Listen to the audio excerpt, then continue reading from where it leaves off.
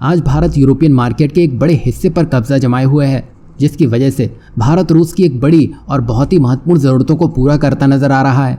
क्योंकि जब से रूस पर प्रतिबंध लगे हैं तभी से रूस अपनी मैन्युफैक्चरिंग क्षमता को बढ़ाने के प्रयास में लगा हुआ है। और रूस ऐसा इसलिए भी कर रहा है क्योंकि अभी रूस को कुछ ऐसी वस्तुओं की ज़रूरत पड़ रही है जिसके लिए वो पहले यूरोप या फिर अमेरिका पर निर्भर था, और अब प्रतिबंधों के कारण वो ज़रूरत भारत पूरी करने में लगा है। वजह साफ है, हाल के महीनों में रूस ने भारत से अपने इंपोर्ट को 11 गुना से भी ज़्यादा बढ़ा दिया है। वहीं भारत इंजीनियरिंग गुड्स के प्रोडक्शन बड़ी मात्रा में करता है, जिसका सबसे ज़्यादा एक्सपोर्ट भारत यूरोप, अमेरिका और चीन को करता है। लेकिन पिछले कुछ समय से ये देखने को मिल रहा है कि इन तीनों ही जगह से भारत को एक्सपोर्ट में गिरावट देखने को मिली है। लेकिन एक अच्छी खबर यह है कि यहाँ पर रूस से इन्हीं सब सामानों का इंपोर्ट बढ़ा है। वहीं अब ऐसा लग रहा है कि रूस से भारतीय गुड्स की मांग में और बढ़ोतरी देखने को मिलेगी, क्योंकि जिस तरह भारतीय रुपया रूस के पास पड़ा हुआ है उसको खपाने के लिए रूस हाथ पांव तो मारेगा ही।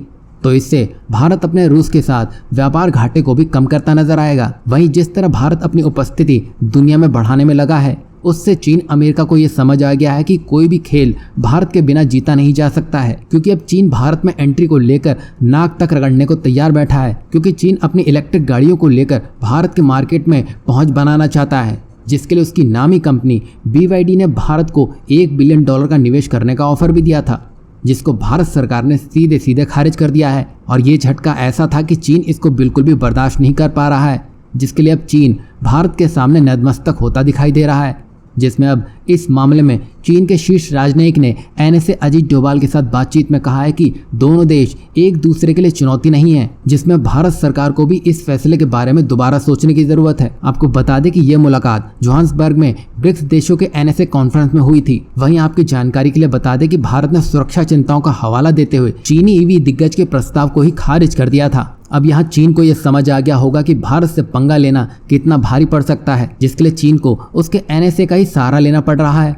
वहीं EV की बात हो ही रही है तो टेस्ला को कोई कैसे भूल सकता है, जो भारत में आने की तैयारी में है।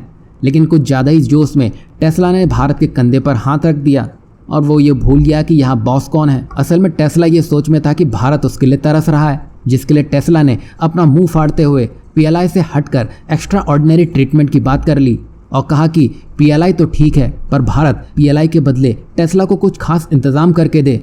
तो भारत ने भी टेस्ला को साफ जवाब देते हुए कहा कि टेस्ला को इलेक्ट्रिक कार बनाने के लिए भारत में कोई स्पेशल ट्रीटमेंट नहीं मिलेगा और कंपनी को वही सुविधाएं दी जाएंगी जो बाकी इलेक्ट्रिक व्हीकल निर्माताओं को दी जा रही हैं। यहाँ आप देख सकते हैं, भारत किसी की वजह से नहीं बल्कि वो अपने दम पर यहाँ पर पहुँचा है। भारत फायदा नहीं देखता है, देश हित में जो हो और देश की सुरक्षा जिसमें हो, भारत उन फैसलों को चुनता है और अमल में लाता है। 5 रुपए कहीं ज़्यादा मिल रहे हैं तो भारत वहीं निकल लेगा। तो ये इन कंपनियों की बेवकूफ़ी है। जितना जल्दी ये समझ जाएंगे उतना ही जल्दी वो भारत के साथ काम करने का मौका पा सकेंगे।